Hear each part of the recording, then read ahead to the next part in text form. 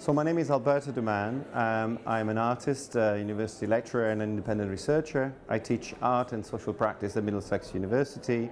And the reason why I'm here, I think, is to do with a project that I did in 2016 called Music for Master Planning, whilst I was an artist in residence at the University of East London, within a course in architecture called London Reading the Neoliberal City by Anna Minton.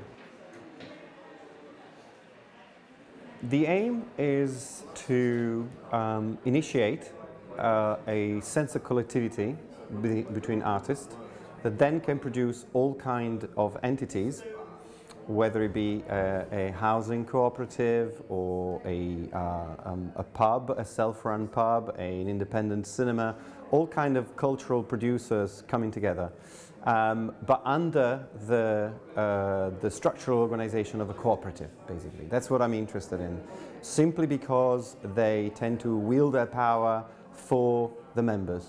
So rather than being dependent on being the recipients of gifts of philanthropists or organizations or particular interest groups, they are self-initiated and self-run.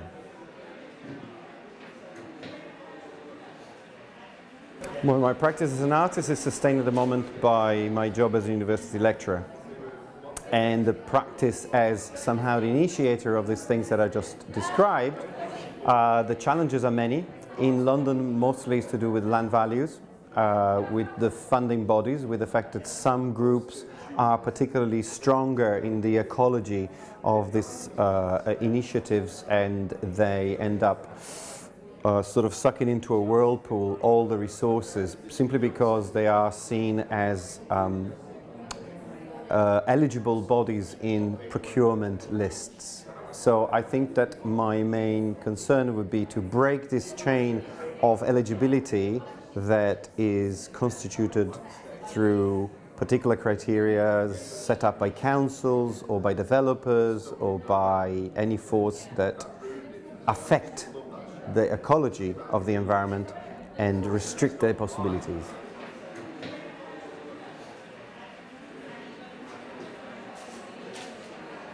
It exists, it's palpable, we all embody it, it's usually expressed through our unconscious bias, and it's an inescapable fact, though. I don't think that there is a ultimate goal of cultural equality unless we dismantle other structures that constitute this inequality and atomize us in the civic space as a whole.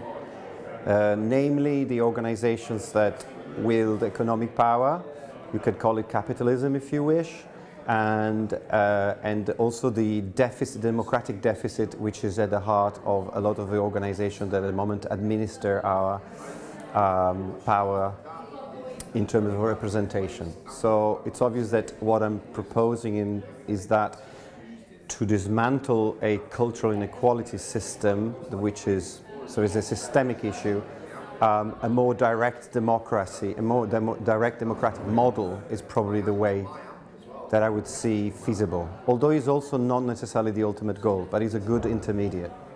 So self-initiated project. But I'd like to be there, first of all.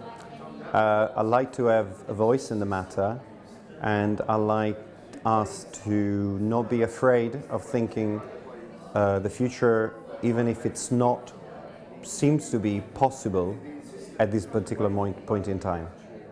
So demand the impossible, because it's just one of the possibilities that is not quite in the landscape of the present.